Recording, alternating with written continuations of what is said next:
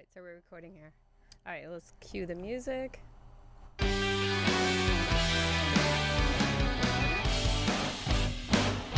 Hey, welcome to another Menopod video cast. Is that how we're saying it? Listen, Sue, you have my journalism training from Emerson. Hi, I'm Mary Kennedy, and you're watching the Menopod video podcast. There you go. Hey, and I'm Sue Merlino. Did you see how you have to make your head sort of like we're reporting live? Is that we are reporting live? Well, not really, but I'm fading the wrong thing here. Here we go. Cool. Yeah. Welcome, guys. Welcome to our Halloween. Are we doing this for Halloween? This is Halloween. Or do I have to edit that out? No, we're doing Halloween. This is Halloween. And we today are talking to Adrienne Finch, who is a YouTuber influencer. And what could she be telling us? What is it that these YouTubers know that we don't know? And I was a little skeptical when I had to... I'm an audio producer for some YouTube podcasts. I'm like, what do these 20-something years olds know that we don't know? And come to find out, she's quite well versed in organizing and planning, and she's an old soul, I guess. That's kind of what they call her, or that's what I call her. You know, that those young people that actually feel like talk in complete sentences and look at you in the eye. Yeah, it's odd. It is so odd. Like, who is she? Can I do my millennial joke that I have? Yeah, it's a good one. And I like millennials. You're going to be taking care of me in my old age. Like, we have to be nice to them. Okay, they're going to be like telling me whether I get my Social Security. My joke is we were at Galaxy's Edge in at Disneyland.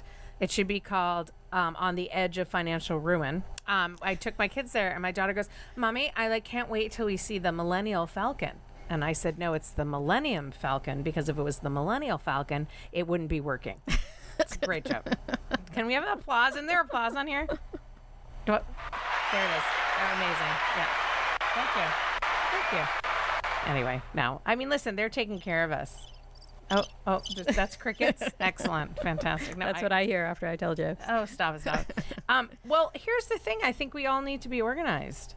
Like my house is in shambles because we're pulling out our kitchen. Do you feel like you're less organized now as you're older? Yes. Yeah. Because I can't remember where I put things. Right. That is. I have no idea. Like, I'll pull stuff out and I'll be like, I didn't even know I had that. Where did this come from? Yeah, where did this come from? But if you need That's like my second child. But if my husband needs to know where he left his razor, I know exactly where it is. Yeah. On second drawer down. Yeah, blah, blah, exactly. Yeah. Or if there's a sock, like a wandering sock, I know exactly where it is. But if I need to find our tax returns for the last 7 years, no idea. No idea. Yeah, I find that I know things as well. But, do you find that men don't move things around to look like what's behind the milk? Oh, no. Like, nope, it's not in there. Yeah. And then they shut the refrigerator. However, we have our medication in one place, because if we don't have it in a place by the cups, we will never take it. Oh, that's when you smart. Yeah. See, but that's organizing. Kind that's of. Like not really. Figuring out the process. And so he was missing his medication, and he's like, "Where is it?" And I go, "Are you blind? Do you not know where it is? Whatever." And I went over and I went to open the thing, and it was like, it's right there, but it wasn't. I moved his medication to behind a cup because I needed to get another thing out of there. So it's my bad. Oh boy. Yeah, you can't if it's not where it was. Yeah, if it's not exactly in the coordinates of exactly where it should be, then it's missing. It's gone. But you're pretty organized. You have to be to produce the show. I think I became very maybe probably early on. I think maybe you're born with it or you're not. Sort of like whether or not you have a good sense of direction. I think you're kind of born with it, but I think you can learn it. And that's what Adrienne's going to talk to us about, like these little tips and life hacks, as we like to say nowadays, as to how to get yourself more organized. And if we're using digital assets to help ourselves, like Google Maps, or not Google Maps, like Google Calendar, to actually schedule things in. But it's called time batching. So that's what she's going to share with us today. Time batching? Yes. That sounds like she's making cookies. Yeah. Sounds delicious. But it's true. Let's make a batch of time. But you know what? I don't know about you. Well, but your kids are older and they're fully formed adults. God bless you. Yeah. I have the calendar for everybody. You hold it. You're the keeper? I'm the keeper of the calendar for everybody. So I know when there's doctor's appointments. I know when my husband's doctor's appointments are. And he will say to me, literally, he'll go, well, wait a second. I missed that appointment because you didn't tell me. Oh, so you're not only are you holding the calendar, you're also the reminder. I'm the reminder. I actually should just ding next to him and go, by the way, you have a doctor's appointment tomorrow. And I go, no. I go, you need to put it in a calendar. It's one thing if I'm doing it for the kids. Yeah. But you need to show him how to do that, I think. It's like the whole fishing and teaching someone how to fish. Yeah. Okay. Yeah. All right. So stop enabling him. Well, no, I'm trying not to. But here's the thing, ladies. My husband doesn't like go to the doctor. So I kind of need to be the beacon of health. So you're up against two walls. Exactly. Yeah. Mm-hmm. That's kind of a bummer. Yeah. And so you're doing that to your kids, or are you showing your kids how to keep a calendar? My daughter has a computer and a desk in her room, and she has a chalkboard calendar against her wall, and she puts the month in every month. I like doing that. Did you like? I would do the different colors, and yeah. And she does that. My son, we just set up his room because he's just started middle school. Gonna get the same thing, and see how it happens. Yeah. I mean, we're taught how the calendar in kindergarten. We should be able to access that I have a doctor's appointment tomorrow at 4. It shouldn't be that difficult. Right. And with technology, if you're not using it the right way, I mean, you can use Alexa to set reminders. I have Siri. Anytime I think of something I need to do. Oh, here she comes. Do I just do that? Yeah. Come here. Hello. Hey there. Hello, it's Adrienne. How's it going? Adrienne. Great. Thanks so much for calling in. We were just talking to our podcast listeners about how you have this thing called time batching, and Mary kind of thought it was like cooking cookies, but she wanted to make a batch. Oh, yeah. But we were talking about how we set up calendars, and a lot of the women listening may or may not, but Mary has chimed in that she actually keeps everybody in her family's calendar, and it's up to her to let them know when they need to do things. So she's adding extra layers to her already very busy life, and I think she needs to teach people in her family how to time batch a little better.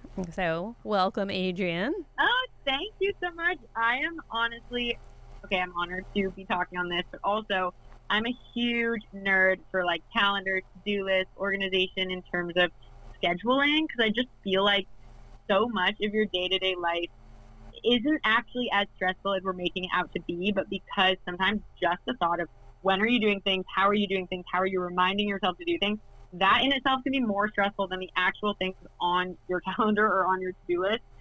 So I feel like that's why I'm constantly trying to be more productive with scheduling. And I would be happy to talk about time batching. It's actually something that I just recently heard of. And it sounds like such a simple, self-explanatory method. But when you break it down, you realize it's hard to have the discipline to actually stick to it and to actually make it happen and see it through.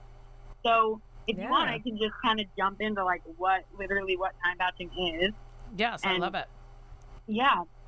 Okay, so time batching is literally just a method of grouping together similar tasks that you can do at the same time at once with no distractions at all. So you're setting aside a chunk of your time to complete a given task, whether it's one or multiple in the same category, and you're doing it from start to finish right then and there in that time period where you're doing nothing else. So I think, again, it sounds very simple, but what we don't understand is how many things we're actually doing simultaneously without even realizing it. We're glancing at our phone, we're looking at our notifications, our mind is wandering and thinking about the groceries. Like, we're not always sitting down to do one task and actually only doing that one task. And what I have found is that when you actually set aside a specific window of time and you say, from 1 o'clock to 4, I'm only brainstorming videos, or that would be something for me. So maybe for you, I'm only meal prepping or whatever. For me to set aside that time, it not only makes me realize the things I need to do to prepare for that time chunk. I cannot walk into that time chunk without having thought about, the things I need. If you're meal prepping, well, you need to have those groceries. So did you set aside the time where you're getting the groceries? Did you set aside the time where you're planning what groceries you're even getting from the store? It's kind of just this method that really makes you spend a lot more focused and dedicated time on a given task at hand, where you're not distracted by other things and where you're not falling short. So you're not, sitting down to meal prep and realizing, oh my gosh, I forgot a grape or an ingredient. Right. Yep. Because I feel like a lot of times, we're also not as efficient when we're doing things because we aren't actually properly prepared. And sometimes the only reason we're not properly prepared is because our minds are scattered and we're not organized in our thoughts, but we're also not organized in our to-do list, in our clutter. You think of a new thing you need to do and you write it on a list, but that list is never ending. You didn't actually take a minute to open your calendar and say, no, but realistically, when can I actually go look at the cabinets and decide what groceries I need, Right. So that's like at its core what time batching is. And I have found that the times when using this method are the most efficient are for bigger things that you do regularly that you could potentially get more of accomplished at once. So these typically tend to be things like, well, for me, filming videos, planning videos, like things like writing, things like recording a podcast, things like, even grocery shopping, if it's not obviously produce or whatever, but, grocery shopping in bulk for things that, you can use over the course of the month. Things where the time that it takes to do the actual task, there are certain elements of it where if you do it 3 times a week versus 1, you're wasting hours of prep time and driving time and all of that. Versus if you can clump it up into one chunk of time and get it all done, then it's a lot more efficient. Well, and of course, go ahead. So this is Mary. Yeah, this is Mary. Hi, Hello. Adrienne. No, I'm already feeling lighter in my life of clutter and chaos. What I was gonna say to you though, so the planning, I hear a lot about planning, and as a parent, I think I'm planning. My kids are 11 and almost 13, so I'm sort of in the fray. I'm the one that I'm the sort of the heart and mind of the family, and so. Sometimes I don't want to be the mind of the family. I'll be the heart, but the mind. And so when you say planning to me, I instantaneously get anxious, and that's my own stuff. So is there another word we can use other than planning? Absolutely. I mean, let me ask you this. When do you do, or do you even, like, when you go to put something on your calendar or to, I need to go to the grocery store, what's your immediate thing that you do to remember that, or to, like, do you schedule a time slot for it? Because sometimes it's not always planning, it's literally just taking the measure to consciously choose a time to do the said task. So for me, the reason I call it planning is because, like, one thing I do, for example, every night is I completely schedule out my next day. So I mean, that's a good idea. I like the word schedule. I love that. I personally call it plan tomorrow today. But if the word plan is anxiety filling, like, and I completely get that, then you can say scheduling, because I like to think of it as, I just realized I need to call this person that I forgot to call back. So I'll immediately go and I'll literally pick a time in my calendar and schedule that in my calendar. Or if the thought just comes to me all of a sudden, but I'm in the middle of another task that I don't want to forget, I'll write down, call Sue on a piece of paper next to me, and the second that chunk of time is over, I will then schedule it in my calendar. But I think the purpose of it is just being intentional with allotting yourself time to do the things and not stressing about this list, but not having realistically put a time to it. You know what I mean? Well, and that's totally true, because let me tell you how grocery shopping goes. And I absolutely hate grocery shopping, by the way, with such a passion. I absolutely detest it. Now, my husband has come in, and then I'll go back to my portion of this. My husband has come in and said, well, let's just order our groceries. Oh. Which, okay. And he is a planner, and he plans it, and he orders them on Saturday. Fantastic. But where we go wrong in this is I don't stand next to him with a paper in hand and say, this is what we need. I let him sort of go, hey, so the fact that we have bags and bags of smart food and we actually need butter and eggs is a problem. Yeah. And so although it's made my life easier, in a way it's made my life harder. And I'm also now just become gluten-free. So I literally have to food shop. He can food shop for everybody. And then I have to go separately and food shop for myself. So. Okay, that's really interesting. And I feel like if you I would love to offer a potential aid in this struggle because, well, I think that this is normal too. When you switch your process or your system of something, there are going to be different problems that arise. But does it mean that your new system is going to be less efficient than your old system? No, it can still be more efficient, but you need to obviously work out those kinks. So the kink that I'm hearing first and foremost is that you aren't able to kind of sit with him and actually make sure that the right things are being ordered, right? Correct. Yeah. Okay, so is it that would you be okay with completely stepping away from the whole entire process of grocery shopping if you had the peace of mind that he was getting the right thing? Yes. Okay. So then I think that my personal, and again, I hesitated though. There was a definite hesitation, and there was some hot flashing, but otherwise we're. But I was nodding next to her, so I think maybe. Yes. No, and I understand that it's actually it's tough to lose control over something like that. But like you just said out loud, you freaking hate grocery shopping, right? Oh. You could be using that time to do something else. Sometimes this is something I'm learning right now is letting go of control of certain things where my value and my energy are more needed in other areas. Right. So I feel the same way about grocery shopping personally. Like, I think it's the biggest waste of time. But I have friends who think it's therapeutic and love picking out stuff and whatever. That's great. Like, that's not me. So I'm willing to give up, I'm not in the same situation as you, but I can see how, you want to give up that control, but you also want to make sure that everything's done correctly. And I feel that. And I think potentially a solution for that, and this is just off the top of my head, but kind of like what I was just saying with having a piece of paper or even having an online document, a Google Doc or some sort of note, even a note on your phone that's collaborative with him. Every time you think of anything, you're rummaging through the fridge for a snack and you realize, oh, we're kind of low on eggs. You just put eggs on the list. And then whenever he goes to order, maybe it's every Saturday, even if you're not right there, he can say, hey, did you put everything on the list that you thought of? And maybe you can then go take another look and be like, oh yeah, because those are going to be things you didn't even remember. But in the moment, you realize you need it, so you immediately put it on a list. And that list is just a running list where on Saturday, he can open it up, see everything you needed. If he has any questions, he can ask you or call you, whatever. And then in terms of the gluten-free stuff, that is maybe something where at first you're going to have to pick until you figure out things you like. I'm also gluten-free, by the way. Yeah. And I know it must be difficult. Trader Joe's is really good, by the way, for gluten-free things. Yeah, I'm sure I need to go. Would like. Yeah. Because my husband, last night, he made me gluten-free breadcrumbed chicken, and nobody liked it.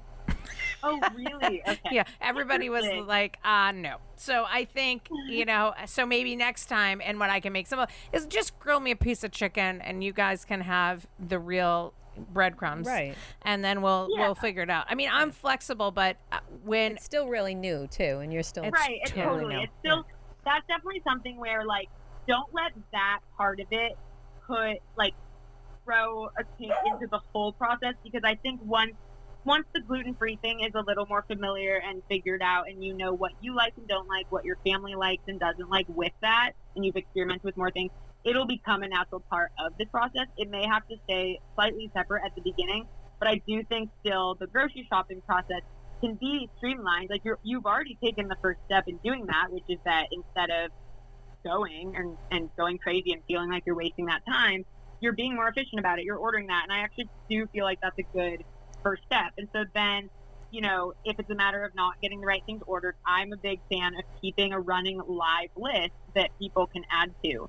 That's and you can even have the date at the top. So it's not the date you added, but let's say this Saturday, you're going to order groceries. So literally at the top of the list, it can be 10-12, and then you put everything that you think of during the week or whatever that's not immediate, you would put on the list. And I don't know. You can do absolutely whatever works for you, but I like that. Different systems like that. My whole purpose is to have organized systems of paper and documents and calendars so that the clutter in my brain is less. Yeah, but you're going to have the same clutter if the systems aren't organized. So if you guys are just writing things down on a sticky note and a paper on the fridge and a note on your phone, that's going to create even more clutter and more, stress. But decide what system works for you guys. If you're yeah, let's use a note in our phone, or if you're let's use a list on the fridge, or whatever it is. I like that idea. I think it could maybe help. Yeah, it's so much better because my biggest thing, and I know Sue has something to say too, is my biggest thing is when we hit like Thursday, the day before Friday, and my husband's like, there's no deli for their sandwiches. And like, I'm sitting here, you know, just finished work, you know, running from point A to, you know, in traffic. And I'm like, oh, so now I got to go and get like deli? Like, are you kidding? And like, then the resentment comes in and it's not good. Well, yeah, and so maybe some of that too is like, you can then, if that happened, you would make a note on your running list of like, okay, add more deli meat next time we go, or whatever it is. And like, that's just, I mean, you know, all these things, by the way. It's funny how some of these things are really like, they're simple concepts, but until we actually develop our own system and put it into place, it's like, it isn't that simple, you know? It's like, oh yeah, we can just, all I'm telling you to do is write it down. Okay, revolutionary idea. Shopping but it's like, when you're actually implementing it in a way that's helping something be more efficient and organized, it feels so much better. And it could be a problem for someone and not a problem for someone else. So, like, it's not a problem for your husband. He doesn't care. He's got, sorry, that's my dog. He doesn't care. He has 12 bags of smart food, but, you know, the rest of the family's starving. Well, because his dinner is smart food sometimes. So, and I'm like, could we throw a vegetable? Like, my children are going to get scurvy. Isn't butter a vegetable? No. So I can't even imagine. Like, I'm trying to organize my own life, and I like can't. You guys are killing it. I can't even imagine then adding the curveball of like having family. I mean, I'm not there yet, so I'll experience it one day. But I'm over here like trying to get my own life together. Well, you're doing just great. You are. I just wanted to add. I know we said 15 minutes. I just wanted to just quick question about. When you talk about planning or scheduling, do you build into that time, that actual time? Say we can go back to the grocery shopping thing. Do you build into that schedule time the time it would have taken to write the list, or like within that planning? Like, do you come to it cold? Yeah. So this is the part that I'm still refining, because the answer is yes. And this is why. And this is new. So by the way, before literally last week, no, wasn't doing that. But I had a period of reflection with myself. I actually set aside a point in time to literally sit here with myself and say, why are certain of these not working, and what's going on? And what I found is that I wasn't. So I did the first step, which was amazing. I blocked out the time to film a video, to do this, to do that. But what I wasn't doing was taking that a step further and thinking, okay, but what do I actually need to do in order to prepare to film this video? And then not only just listing that out, because that's something that I would typically do, but actually just like figuring out, okay, when can I actually sit down and figure out what I need for this video? It sounds crazy because you're breaking it down so much, but in our lives where every minute seems to be taken up with something, like we genuinely have to schedule time for every little thing. Like I even today on my calendar during my like morning routine little chunks that have like breakfast and whatever I am checking email, I literally wrote like pick a podcast to listen to in the car. Like that's so easy, but then if I'm rushing out the door and I can't be late, I'm not going to sit in the car and take 5 minutes to figure out what podcast I'm going to listen to. Right. That's a very extreme, like small example of this. But something like you don't need to break it down to a T of every little thought you have. That's also overwhelming. But something like, the groceries, like if you really need to actually go look in your fridge, figure out, okay, what did they like this week? What did they not? What should we make this week? That takes some time. Right. And sometimes knowing that you have a chunk of time delegated to figuring that out, even if it's 30 minutes on a Tuesday night after everyone goes to bed or whatever it is, sometimes that can just feel less stressful because you're not just squeezing something in at a random time. You're actually, you feel relaxed because you're like, no, I set aside this time for just this. So I feel good about doing just this right now. I like that because I'm running around crazy, and then I know I retrace my steps over and over and over and over. I'm like, I was already here, I already did this. Like, why didn't I do that? And I try to be conscious of like when I move things from one room to the other, like let me take a glance around and see what else needs to be moved out of this room, or so. I'm not retracing my steps, but sometimes in our old brains here, we forget even why we're in the room in the first place. Yeah, like we are looking around for signals. Like, why am I even here? No, that happens to me every minute. I'm also extremely ADD, so like, it is a situation. And a lot of these systems that I put in place are actually because of that, that literal thing, my forgetfulness. But also, we just don't think about how much added stress we are experiencing just from having all these thoughts and things we need to do in our heads versus out on paper. And that's why I'm sure you guys and most people do use calendars or planners or whatever it is. But we can take that one step further and actually be doing those things on our calendar in the most efficient way.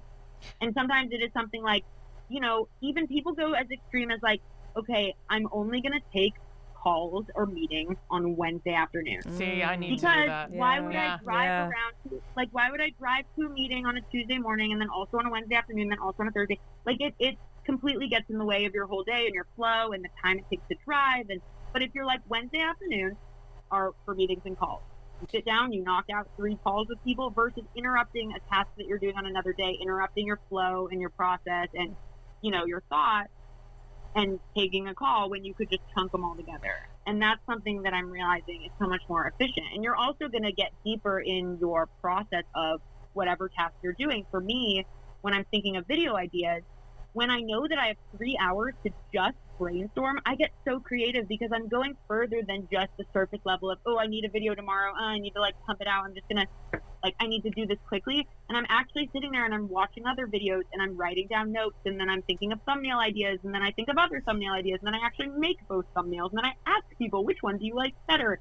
And it feels like I'm doing more things, but I'm squeezing it into actually a smaller time window. Because if you were to, the studies say when we get distracted or when we're multitasking, if a text pops up on our phone, literally it takes us 15 minutes for our brains to fully get back to where we were. I can't believe she's saying. Well, and imagine how many 15-minute chunks we're wasting just by looking at our notifications. I can't. But here's another quick question. We could have her on for days. Have her. Yeah. I know. Well, I will gladly be on for days. So we have 24-hour pod. so we have about 5 more minutes. But so here's something. I'm a performer and I'm also a producer and obviously we do this show, and I also coach, acting kids, adults, and kids. And the thing with my business is an acting business, and also with my kids and adults, the business moves so fast. So sometimes, my schedule will be just a shadow of what it turns out to be. And sometimes if I have a kid that has a last minute audition, right, and needs to be coached because they're going in at 9 a.m. the next day, those interrupters, I literally have to push my life. What I was supposed to do on a Tuesday has to go on a Wednesday. Do you have any advice for that? What I've done though, I got to tell you, when a lot of people, and I don't know how in this age, but I have people that want to talk to me right now. And what I say to people, because my time is precious, if I'm doing a coaching, you got to schedule a coaching, right? If it's a last minute, I get that. But if somebody even needs to talk to me, I schedule them for the following day, because unless we're in a dire emergency, I have to I just can't do it right then and there. No, of course.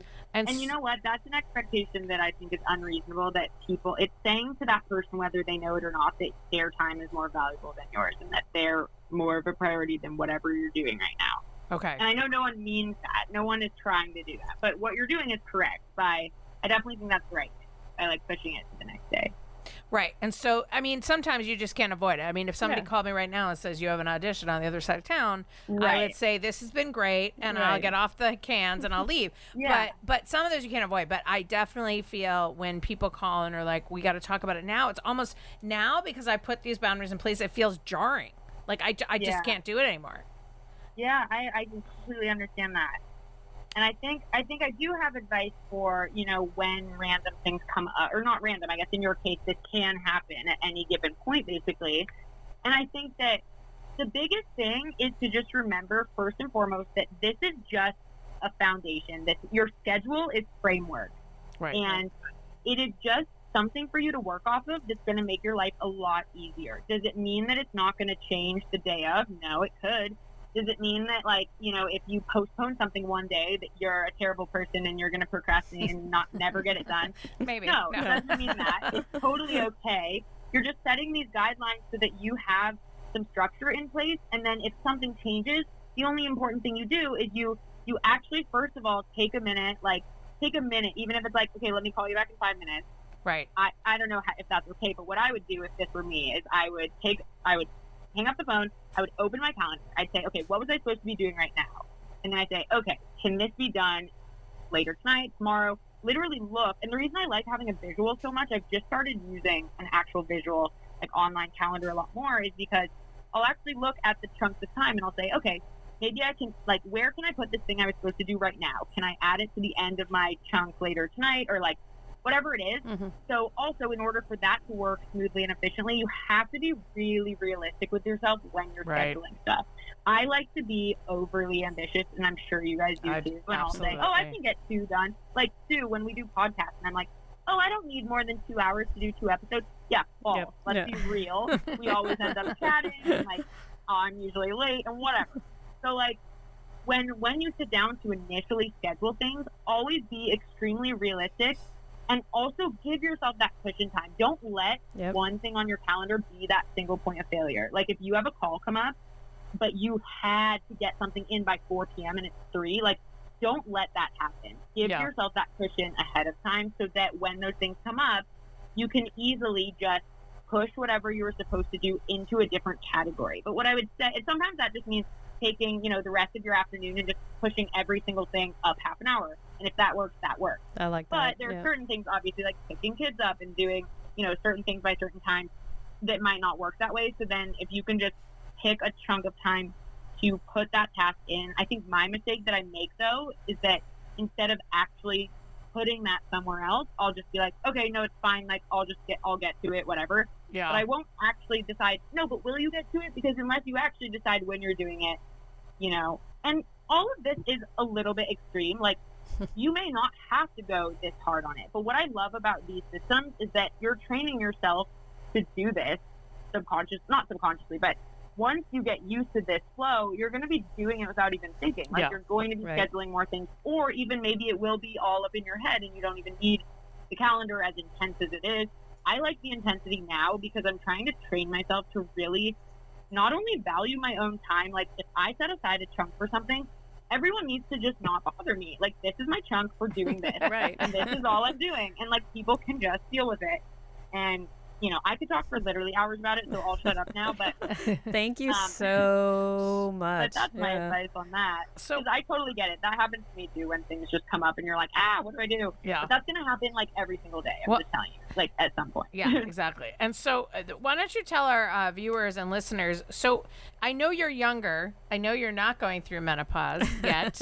I am not yet. I am not yet. Sometimes I wonder if I am, but I am definitely not. We have 4 minutes left on our recording. So 4 minutes. But can you tell us how people, if they want to know how to organize their lives and how to get their life together, how do they find you and contact you and all that stuff? Absolutely. So I have a podcast, the Self-Made CEO podcast, and maybe it can be linked below. There is an episode all about time batching. I have one episode all about goal setting as well. I think both the goal setting and the time batching episodes are really great for productivity, for really just, you know, getting your stuff together. So those episodes, you can also find me on Instagram at Adrienne Finch, as well as the podcast has an Instagram page at the Self-Made CEO. But I talk a lot about productivity, and you can find my YouTube channel there as well, from my Instagram. And I do a lot of productivity and businessy things over there as well. So there's actually a lot. Cool. There's a lot of content. I'll add it all in the show notes too. Yeah, that's great. Well, you've been great. I mean, literally, when you do decide it's your time to have children, you will be like probably the most amazing mother ever. They'll be so organized and together. Yeah, it's going to be amazing. I want you to know it only came because of my crazy scattered brain and ADD. So you know what? I'm thankful for my ADD. Yeah. Now I am very organized. I love that. I love that. Oh, it's been so great. Well, thanks you for being on the show. And guys. We'll get organized. We'll talk to you soon. Yeah, let me know how it goes. Alrighty. Cool. Thanks. Okay, bye-bye. And we seriously have to go because our recording is stopping because we're running out of space. Okay, But- so we're gonna go. Yes. Bye, everybody. Bye. Happy Halloween. Yeah.